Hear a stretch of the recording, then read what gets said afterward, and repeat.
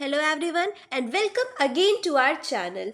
आज हम पढ़ने वाले हैं हमारे एक मोस्ट इम्पॉर्टेंट टॉपिक को आज हम कवर करने वाले हैं, दैट इज अबाउट जैनिज्म। हम जैन धर्म को, जैन सेक्ट को पढ़ने वाले हैं और आज हम इसे बहुत डीपली कवर करने वाले हैं जिसमें आपके सारे पॉइंट्स कवर हो जाएंगे। तो प्लीज़ इस वीडियो को लास्ट तक देखिएगा। तो अगर हम बात करते हैं हमारी एंशियंट हिस्ट्री की, हमारे प्राचीन इतिहास की अगर हम बात करते हैं तो उसकी शुरुआत होती है हमारे पाषाण युग से, दैट इज हमारे स्टोन एज से, हमारे पत्थर काल से इसकी शुरुआत होती है। तीन भाग में हम इसको डिवाइड करते हैं, that is first is your palaeolithic age. पहला क्या आता है आपका पैलियोलिथिक, दूसरा आता है आपका मीजोलिथिक एज और तीसरा आता है आपका नियोलिथिक एज आता है। ठीक है, पैलियोलिथिक एज मतलब क्या होता है, सबसे पुराना जो सबसे ओल्ड स्टोन एज है उसे हम पैलियोलिथिक कहते हैं, बीच वाले को हम मीजोलिथिक कहते हैं और लास्ट वाले को हम नियोलिथिक कहते हैं। नियो मतलब होता है न्यू स्टोन एज की बात, हम नए पत्थर युग की बात इसमें करते हैं। उसके बाद आता है next one is your Chalcolithic as. Next क्या आता है हमारा चालकोलिथिक एज आता है। चालकोलिथिक एज के बाद हम किसकी बात करते हैं, आपके इंडस वैली सिविलाइजेशन की, हड़प्पा सिविलाइजेशन की बात करते हैं। उसके बाद हम वैदिक एज की बात करते हैं। वैदिक एज को भी हम दो पार्ट्स में डिवाइड करते हैं, फर्स्ट इज योर अर्ली वैदिक एज और सेकेंड इज योर लेटर वैदिक एज में डिवाइड करते हैं, जिसमें हम वेदास के बारे में, ऋग्वेद वगैरह के बारे में पढ़ते हैं, आर्यंस के बारे में पढ़ते हैं और बहुत चीजें पढ़ते हैं। तो ये सारे जो टॉपिक्स है हमारा Palaeolithic, mesolithic, Neolithic, Chalcolithic, IVC, वैदिक एज, ये सारे टॉपिक्स को हमने लास्ट वीडियोस में कवर कर रखा है। और अब हम क्या कहते हैं, इसके बाद जो टॉपिक लाएंगे वो है अबाउट द रिलीजन। जो हमारा सेक्ट है, रिलीजन है, उसके बारे में हम टॉपिक लाएंगे और ये है रिलीजन हमारा मोस्टली दो था, that is your Buddhism and second is your Jainism. तो बुद्धिज्म के बारे में भी हमने अच्छे से कवर कर लिया है। लास्ट वीडियो में हमने बुद्धिज्म को बहुत अच्छे से डीपली पढ़ा है कि उसके बारे में, उसके प्रिंसिपल सब कुछ पढ़ा है। और अब इस वीडियो में हम जैनिज्म के बारे में पढ़ने वाले हैं। जैनिज्म के बारे में भी हम क्या क्या पढ़ेंगे, जैनिज्म का ओरिजिन पढ़ेंगे, वाई, क्यों आखिरकार जैन धर्म आया, क्यों आया, उसका रीजन क्या था, किसने आखिर जैन धर्म लाया। फिर हम उसके प्रिंसिपल्स पढ़ेंगे, प्रिंसिपल्स क्या थे, उसकी टीचिंग्स क्या थी, ये सारी चीजों के बारे में पढ़ेंगे। और सबसे इंपॉर्टेंट है कि हम डिफरेंस जानेंगे, क्या जानेंगे, अंतर जानेंगे कि आखिर जैन धर्म और बुद्ध धर्म, इन दोनों के बीच के अंतर क्या था, लोगों ने कैसे डिसाइड किया कि उनके लिए जैन धर्म अच्छा है या बुद्ध धर्म अच्छा है, उन्होंने ऐसा कैसे डिसाइड किया, ये सब हम इस वीडियो में कवर करने वाले हैं। तो चलिए स्टार्ट करते हैं वीडियो। तो किसी भी चीज़ को पढ़ने से पहले सबसे पहले हमें जानना बहुत ज़रूरी है कि आखिर उसके रीजंस क्या है इमर्जेंस के। रीजंस इमर्जेंस का मतलब है कि आखिर उसने वो क्यों इमर्जेंस हुआ, क्यों स्टार्ट हुआ, आखिर वो आया क्यों। तो इसके रीजंस तो हमें पढ़ने बहुत ज़रूरी है, इसके कारण तो हमें जानने बहुत इंपॉर्टेंट है। तो सबसे जो पहला कारण माना जाता है, फर्स्ट रीज़न आपका माना जाता है, वो थी आपकी वर्ण व्यवस्था। क्या थी आपकी वर्ण सिस्टम, या आपका जो वर्ण व्यवस्था था वो सबसे इंपॉर्टेंट या मेजर कारण माना जाता है। वर्ण सिस्टम आखिर था क्या, तो ह्यूमंस को जो चार भागों में विभाजित किया गया था, दैट इज योर ब्राह्मण, क्षत्रिय, वैश्य, शूद्रास, इनमें जो विभाजित किया गया था, इनका कहना था कि ये अपने क्या कहते हैं काम के हिसाब से, इन्होंने वर्ग के हिसाब से इसको विभाजित किया था कि जो पढ़ाएगा वो ब्राह्मण हो जाएगा, जो रक्षा करेगा वो क्षत्रिय हो जाएगा, जो ट्रेड वगैरह करेगा वो वैश्य हो जाएगा और जो दूसरों को सर्व करेगा वो क्या हो जाएगा, हमारे शूद्रास हो जाएंगे। लेकिन बाद में क्या हुआ कि इन चीज़ों को बर्थ के अकॉर्डिंग कर दिया गया। क्या कर दिया गया, इन्हें जन्म के हिसाब से कर दिया गया। जब जन्म के हिसाब से कर दिया गया तो अब लोगों को इशू होने लगा, भाई दो वर्ण जो हमारे थे, वैश्यास और शूद्रास, इनके साथ क्या होने लगा, डिस्क्रिमिनेशन होने लगा, भेदभाव होने लगा। और सबसे ज़्यादा तो हमारे शूद्रास के साथ, इनको तो कोई भी राइट पढ़ने का, लिखने का, यहाँ तक कि एक जगह खड़े हो जाने का, जहाँ ब्राह्मण खड़ा है इतना भी उनको हक नहीं था। बहुत डिस्क्रिमिनेशन आप सब पढ़ोगे एंशिएंट हिस्ट्री में, एंशिएंट हिस्ट्री के आप बहुत जगह पे पढ़ोगे इन चीज़ों के बारे में, कितना डिस्क्रिमिनेशन, कितना भेदभाव हुआ है इनके साथ। ठीक है, तो क्या कहते हैं, इस चीज़ों को जब बर्थ के अकॉर्डिंग कर दिया गया कि अब जन्म के हिसाब से, कहते हैं राजा का बेटा राजा बनेगा, तो वो सिस्टम जब ला दिया गया कि अब ब्राह्मण का बेटा ब्राह्मण, क्षत्रिय का बेटा क्षत्रिय। पहले क्या था, पहले जो आप काम करोगे उससे आपका वर्ण डिसाइड होगा, लेकिन अब क्या कर दिया गया कि बर्थ के अकॉर्डिंग इसको कर दिया गया। तो ये इसके वजह से सोसाइटी में क्या हुआ, बहुत ज्यादा डिस्क्रिमिनेशन और ये सारी चीजें आई, जिसके वजह से हमारा जैन धर्म और बुद्ध धर्म क्या हुआ, चर्चा में आया, इमर्ज हुआ। सेकेंड रीजन क्या था? Excessive animal sacrifice. कहने का मतलब है कि एनिमल सेक्रीफाइस यानी एनिमल का जो बलि दी जाती है, जानवरों की जो बलि दी जाती है, वो उस टाइप पे बहुत ज़्यादा प्रचलन में आ गई। एक्चुअली मेरी थोड़ी आवाज़ क्लियर नहीं आ रही होगी आपको, तो थोड़ा आज मैनेज कर लेना इस वीडियो में, नेक्स्ट वीडियो में वॉइस क्लियर होगी। थोड़ा तबियत नहीं सही है तो इस वजह से आवाज़ नहीं क्लियर आ रही है। एक्सेसिव एनिमल सैक्रिफाइस का मतलब है कि जानवरों की जो बलि है उसको बहुत बड़े पैमाने में स्टार्ट कर दिया गया, यानी जानवरों की बलि देना शुरू कर दिया गया। ये सारी चीज़ें वहाँ पे स्टार्ट हो गई। थर्ड रीज़न क्या था? कि एग्रीकल्चर अब आपका फ्लरिश कर रहा था। एग्रीकल्चर क्या कर रहा था? फ्लरिश कर रहा था। जब आपका एग्रीकल्चर फ्लरिश करेगा तो सीधी सी बात है, अब हर कोई चाहेगा कि मुझे भी सोसाइटी में वैल्यू मिले, सब कुछ मिले। और एग्रीकल्चर मोस्टली करते कौन थे? हमारे शूद्रास और वैश्यास ही तो एग्रीकल्चर यानी खेती किया करते थे, ब्राह्मण और क्षत्रिय तो करते नहीं थे। तो उनको भी चाहिए था कि अब हमारा भी तो कुछ स्टेटस हो, कुछ चीजें हो, तो इसके वजह से भी जैन और बुद्ध धर्म क्या हुआ, आया। फोर्थ रीजन हम मान सकते हैं कि जो हमारे वैश्यास थे वो ओनली टैक्स पेयर्स थे। ओनली टैक्स पेयर्स का मतलब है कि वो सिर्फ और सिर्फ वही थे जो टैक्स को पे करते थे। तो उनका कहने का मतलब था कि भाई ये ब्राह्मण है, ये क्षत्रिय है, इनके पास तो बहुत पैसे हैं, इनके पास तो बहुत प्रॉपर्टी है, तो आप इनसे भी तो टैक्स लीजिए। लेकिन ऐसा कोई भी सिस्टम नहीं था, जिसके वजह से इनके अंदर गुस्सा था कि ऐसा क्यों हो रहा है, सिर्फ हम क्यों टैक्स दे भाई, हमारे साथ आप भेदभाव भी करो, हमारे पैसे खाओ भी, तो ये कोई मतलब नहीं है कहने का। तो ये सारे कुछ रीजंस थे जिसके वजह से जैन धर्म और बुद्ध धर्म हमारा प्रचलन में आया या फिर इमर्ज हुआ। तो अब हम पढ़ते हैं वर्धना महावीरा के बारे में और हम अपने जैन धर्म को, जैन सेक्ट को स्टार्ट करते हैं, ठीक है। तो Jain believe that the greatest preacher यानी टीचर उनके कौन थे? Mahavira was preceded by 23 more acharyas who were called tirthankars. आप सब जानते हो कि जो जैन के जो प्रीस्ट होते हैं या फिर जो आचार्य, जो भी आप कहते हो उनको, उन्हें हम तीर्थांकर कहते हैं। क्या कहते हैं? तीर्थांकर कहते हैं। Vardhana Mahavira was 24th tirthankar. Vardhana Mahavira 24th नंबर के तीर्थांकर है। According to which origin of dates back to BC, the 9th century starts। यानी माना जाता है कि 9th century के आसपास हम जैनिज्म का ओरिजिनेशन मान सकते हैं। देखिए बहुत करेक्ट डेट आपको यहाँ पे नहीं मिलेगी, ठीक है। आप ये जानते हो कि यहाँ पे आपको बहुत करेक्ट डेट कभी भी आपको एंशियंट हिस्ट्री में नहीं मिलेगी। ये मैंने आपको बहुत बार बताया है। आपको लमसम की डेट शीट मिलेगी। तो आपकी 9th सेंचुरी जो है वो आप मान सकते हो कि ओरिजिनेशन जैनिज्म का था। ऋषभ देव जो है उन्हें फर्स्ट तीर्थांकर कंसीडर किया जाता है और फिर या फिर फर्स्ट टीचर ऑफ जैनिज्म। तीर्थांकर को आप दूसरी लैंग्वेज में क्या कह सकते हो? कि जैनिज्म का टीचर। तो ये कौन थे? आपके ऋषभ देव को कंसीडर किया जाता है। The preacher of the oldest doctrines of Jainism is considered to be 23rd tirthankara Parshvanath who was resident of Varanasi. यानी 23rd नंबर के जो तीर्थांकर से कभी कभी तीर्थांकर है, ये कभी कभी क्वेश्चंस पूछे जाते हैं आपके कि 23rd नंबर के तीर्थांकर कौन है, 24th नंबर के कौन है, फर्स्ट तीर्थांकर कौन है। ये सारे क्वेश्चंस आपके एग्जाम्स में कॉम्पिटेटिव या वनडे एग्जाम में आपके पूछे जाते हैं। तो आपका क्या हो गया? पार्श्वनाथ, ठीक है। क्या हो गया आपका? Parshvanath. In fact it is considered that Jainism was mainly flourished by Vardhana Mahavira. क्या माना जाता है कि जो जैनिज्म का मेन जो उसको उसमें लाना था, हाईलाइट में लाना था, मेन जो उसको फ्लरिश किया था, किसने किया था? आपके वर्धना महावीरा ने उसको मेनली फ्लरिश किया था, ऐसा माना जाता है। अकॉर्डिंग टू ट्रेडिशन, जो हम अपने ट्रेडिशंस में पढ़ते हैं, बुक्स वगैरह में पढ़ते हैं, उसके अकॉर्डिंग हमें क्या पता चलता है कि वर्धना महावीरा 540 बीसी में इनका जन्म हुआ था। और कहाँ पे हुआ था? एक वैशाली जो जगह है उसके नियर, उसके पास में एक गांव में इनका जन्म हुआ था।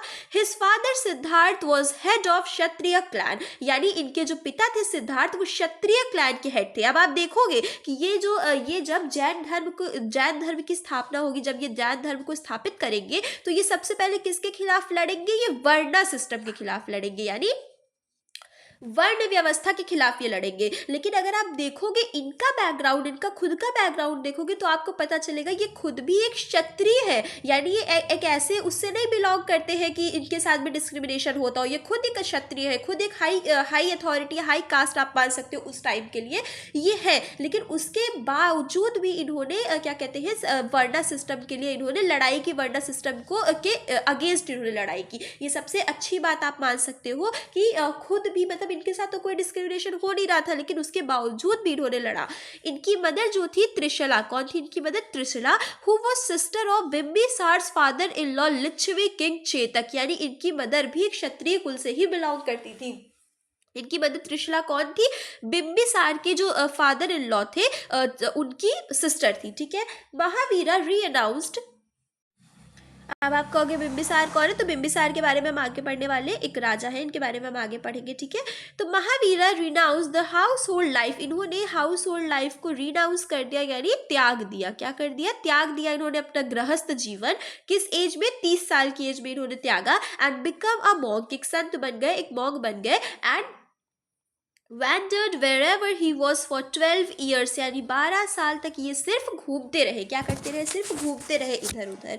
Eight age of 42 he attained Kaivalya, यानी 42 ईयर्स की एज में इन्होंने कैवल्या, यानी आप कह सकते हो ज्ञान को प्राप्त किया, या फिर आप चीज़ें मान सकते हो कि कैवल्या एक वर्ड है, एक टर्म है जो डिनोट करता है इस चीज़ को, तो आप इसे बहुत इंपॉर्टेंट तरीके से मार्क कर लेना। And he completely abandoned the cloth, यानी इन्होंने पूरे तरह से अपने कपड़ों को, पूरे वस्त्रों को भी इन्होंने त्याग दिया। जैन धर्म में अभी आप देखोगे कि आगे चल के 2 ग्रुप्स डिवाइड हो जाएंगे। पहला ग्रुप जो पूरी तरह से कपड़ों को त्यागने को कहता है कि आप अपने शरीर पे कोई भी वस्त्र ना धारण करो, और दूसरा ग्रुप कहता है कि नहीं, कुछ वस्त्र तो हमें शरीर पे धारण करने चाहिए। तो अभी आप देखोगे आगे चल के इसका डिवीजन हो जाएगा। तो इन्होंने क्या किया, वर्धना महावीरा ने क्या किया कि इन्होंने अपना जो वस्त्र था वो त्याग दिया, ठीक है, पूरी तरीके से त्याग दिया।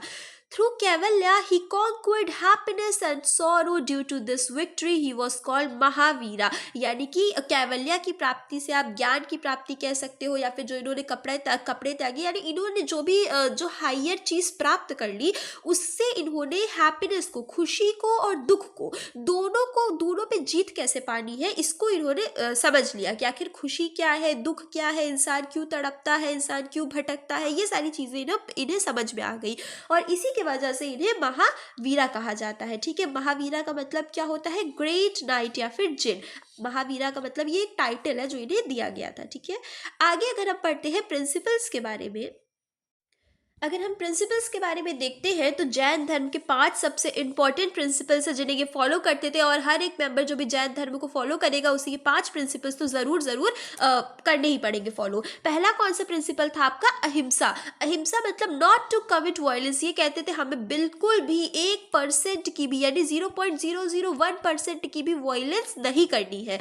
सेकेंड इज योर अमृषा। अमृषा का मतलब है नॉट लाइंग, हम कभी भी झूठ नहीं बोल सकते, यानी जो भी इंसान जैन धर्म को फॉलो करेगा वो बिल्कुल भी झूठ नहीं बोल सकता। थर्ड वन इज योर आचार्य, यानी नॉट स्टीलिंग, वो चोरी नहीं कर सकता। क्या नहीं कर सकता? चोरी नहीं कर सकता, कहीं पे भी किसी भी चीज़ की वो कभी भी चोरी नहीं कर सकता, जो इंसान जैन धर्म को फॉलो करेगा या उसके प्रिंसिपल्स को मानेगा। Fourth is your aparigraha. अपारिग्रह का मतलब है नॉट अक्वायरिंग प्रॉपर्टी, आप कोई भी प्रॉपर्टी को नहीं होल्ड कर सकते हो। उनका ऐसा मानना था कि ये सब इंसान के अंदर लालच को बढ़ाती है, तो आप कोई भी प्रॉपर्टी को नहीं होल्ड कर सकते हो। And fifth one is your ब्रह्मचर्य। ब्रह्मचर्य का मतलब है आपको अंदर आपकी जो सेंसेस है वो आपके कंट्रोल में होनी चाहिए। ओनली द फिफ्थ वो वाज एडेड बाय महावीरा, यानी ये जो 5वां है इसे महावीरा ने ऐड किया था, ये जो बाकी सब है इसे सारे 24 या 23 तीर्थंकर आप कह सकते हो उन्होंने मिलकर के ऐड किया था, ठीक है। नेक्स्ट अगर आप पढ़ते हैं तो the former tirthankar of Mahavira has allowed his followers to cover the lower and upper limbs with a cloth, यानी कि जो आगे की पहले इन्होंने जो महावीरा थे, जो हमारे वर्धना महावीरा है, इन्होंने तो पूरी तरह से यानी कंप्लीटली इन्होंने क्लोथ को त्याग दिया था, लेकिन जब बाद में जो बाकी के तीर्थंकर आए, आगे के जो तीर्थंकर्स आए, उन्होंने अपने फॉलोवर्स को अपनी जो अपर बॉडी है और जो लोअर बॉडी है, अपर और लोअर लिम्स को कवर करने की इजाज़त दे दी कि आप इसको तो अपनी बॉडी में कवर कर सकते हो। But Mahavira order to give up the cloth all together to bring more restraint in life of his followers. लेकिन महावीरा क्या सोचते थे या उनका क्या मानना था कि हमें पूरी तरीके से कंप्लीटली वस्त्रों को त्याग देना चाहिए। Okay, In Jainism, the existence of gods was accepted, but their place was placed below the jinn. यानी कि जैन धर्म में भगवान को तो मानते थे कि हाँ गॉड होते हैं, भगवान होते हैं, लेकिन जो भगवान का स्थान था जो भगवान की प्लेस थी उन्हें जिन से नीचे रखा जाता था। जिन कौन थे? जिन्हें जैन धर्म वाले मानते थे, उनसे नीचे रखा जाता था। अगर हम नेक्स्ट बात करें तो the varna system comment in Buddhism is not there in this religion,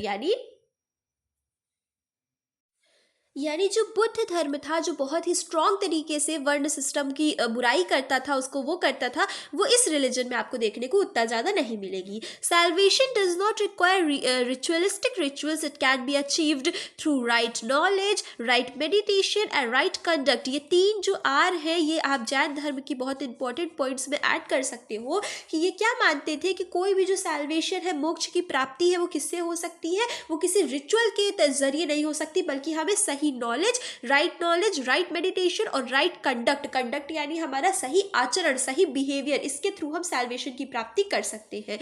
in Jainism both war and agriculture was forbidden because both involve violence of living beings.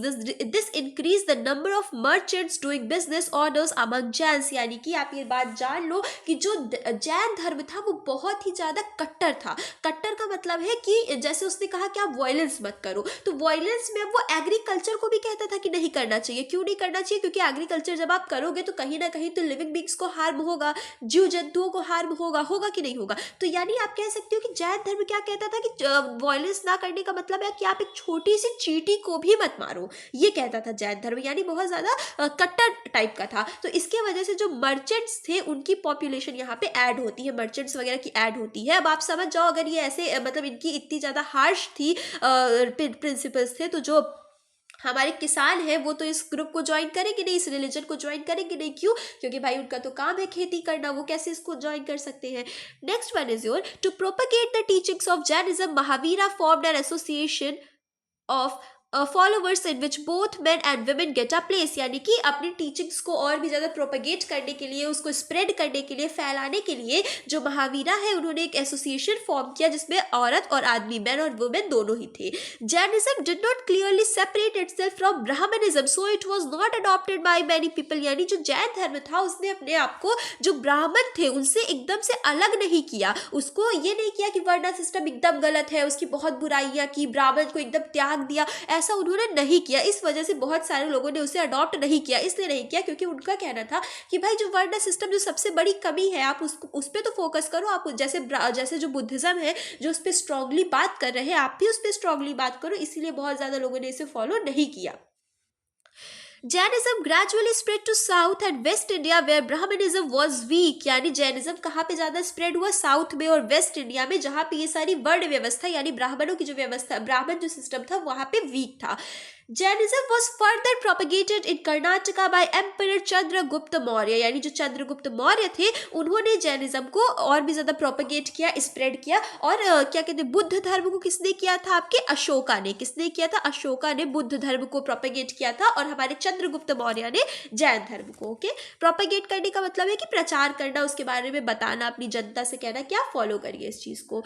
Around 200 years of Mahavira's nirvana there was severe famine in Magad, it lasted for 12 years। अच्छा, अब क्या हुआ यहाँ पे start होता है कि story आप में मान सकते हो कि इसके बाद क्या हुआ कि मगध में 12 सालों के लिए एक फैमाइन आ गया। फैमाइन का मतलब एक भूखमरी की सिचुएशन आ गई, या फिर आप कह सकते हो जैसे अभी कोरोना वायरस आया था ना, तो ये सारी इस तरह की चीज़ें जिसमें बहुत ज़्यादा इंसानों की मौत होने लगी, ये चीज़ें आ गई वहाँ पे। तो क्या हुआ कि so many Jains went to Dakshinapath यानी वो साउथ की तरफ चले गए, दक्षिण की तरफ चले गए, टू सेव देयर लाइफ्स, अपनी जान बचाने के लिए। वो क्या हुआ, मगध छोड़ के उन लोगों ने दक्षिण की तरफ यानी साउथ की तरफ वो चले गए। Under the leadership of Bhadrabahu उनके हेड थे।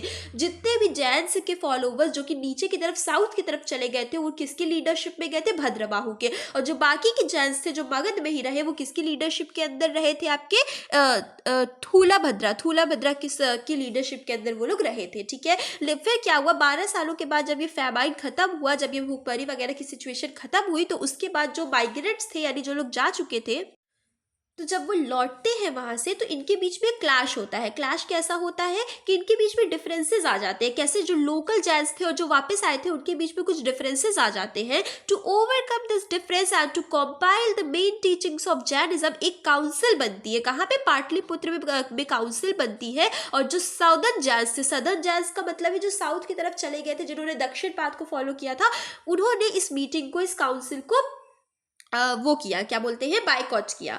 सिंस देन, उसके बाद से जो सदर्न जैन्स थे उनको हम दिगाम्बर्स के नाम से जानते हैं, और जो मगध में रहने वाले जैन्स थे उन्हें हम श्वेतांबर्स के नाम से जानते हैं। सेकेंड और फर्स्ट सेंचुरी की अगर हम बात करें तो उस टाइम पे जो जैनिज्म है वो तमिलनाडु और ये गुजरात, मालवा, राजस्थान जैसे रीजन्स में भी बहुत ज़्यादा स्प्रेड होता है। Jainism didn't get as much patronage as Buddhism, yet wherever it preached it remained and maintained its existence. यानी कहने का मतलब है कि जिस तरह से बुद्ध धर्म को बहुत ज़्यादा वो मिला था, बहुत ज़्यादा वाहवाही मिली थी हर जगह पे, उस तरह से उतना जैन धर्म को नहीं मिल पाई। लेकिन जैन धर्म जिस जिस जगह पे था उस जगह में उसने अपनी इमेज को बरकरार रखा, मेंटेन रखा। ठीक है, अब हम लास्टली इसके कॉन्ट्रीब्यूशंस को पढ़ लेते हैं, फिर हमारा ये चैप्टर क्या हो जाएगा, खत्म हो जाएगा। हम जैन धर्म के बारे में सारी चीज़ों को देख लेंगे। तो सबसे पहला कॉन्ट्रीब्यूशन इनका क्या था कि Jainism was the first to make serious efforts to remove the evils of varna system and Vedic rituals. यानी कि बुद्धिज्म ने भले ही बहुत स्ट्रांगली तरीके से किया, लेकिन भाई पहला तो जैनिज्म ही था ना, जैनिज्म ने पहले इन चीजों पे आवाज उठाई। सेकेंड क्या था, the Jain abandoned Sanskrit language and adopted colloquial Prakrit language. Jains ने क्या किया, संस्कृत लैंग्वेज को हटा दिया और प्राकृत लैंग्वेज को क्या किया, उन्होंने अडॉप्ट किया। Third one is their religious text were written in Ardha Magadhi language and these text were finally compiled in 6th century AD at place called Vallabhi in Gujarat. यानी इन्होंने अर्ध मगधी लैंग्वेज में अपनी टेक्स्ट लिखे और बाद में 6th century के पास वल्लभी, ये गुजरात में जगह है जहां पे इनके टेक्स्ट को कंपाइल किया गया था। Jains were also not idolaters in beginning, यानी ये पहले स्टार्टिंग में आइडोलेट्स नहीं थे, यानी ये मूर्ति पूजा नहीं करते थे। Later they started worshipping Mahavira and tirthankars too, लेकिन बाद में ये जो तीर्थंकर्स वगैरह थे, महावीरा थे, इनकी पूजा करना इन्होंने स्टार्ट कर दिया। There huge stone sculptures were specially made in Karnataka, Gujarat, Rajasthan and Madhya Pradesh जैसी जगहों पे इनके स्टोन के स्कल्पचर्स, मूर्तियां वगैरह हमें देखने को मिल जाती है। The Jains art of ancient times is not as excellent as Buddhist art, but contribution of Jains to art and architecture, to art and architecture of medieval period is commendable। यानी ancient times में तो हमें इनके art और architecture बहुत ज़्यादा देखने को नहीं मिलते हैं, जितने हमें बुद्धिज्म के देखने को मिलते हैं उतने हमें इनके नहीं देखने को मिलते हैं। लेकिन इनकी जो मेडिवल पीरियड के आर्ट एंड आर्किटेक्चर की हम बात करते हैं वो बहुत ही कॉमेंडेबल है, यानी बहुत ही अच्छी इन्होंने art and architecture medieval period में हमें देखने को मिली है। अगर आपको इनके आर्ट एंड आर्किटेक्चर के बारे में देखना है, अगर आपको इनके आर्ट और आर्किटेक्चर के बारे में बहुत ही ज़्यादा डीपली रहा है, एक चीज पढ़नी है इनके आर्ट और आर्किटेक्चर के बारे में, तो आप प्लीज कमेंट करिएगा। मैं इस पे भी आपको एक वीडियो बना दूंगी जिसमें सेपरेटली मैं आपको जैन धर्म और बुद्ध धर्म के आर्ट और आर्किटेक्चर के बारे में स्पेशली बताऊंगी। ठीक है, तो यहाँ पे हमारा ये वीडियो कवर होता है, जैन धर्म कवर होता है। हो सकता है आपको थोड़ी सी वॉइस में इश्यू हुआ हो, तो उसके लिए सॉरी। नेक्स्ट वीडियोज में ऐसे नहीं होगा। कोई भी क्वेश्चन हो, कोई भी क्यूरी हो तो आप प्लीज कमेंट सेक्शन में पूछिएगा। Thank you, like and subscribe.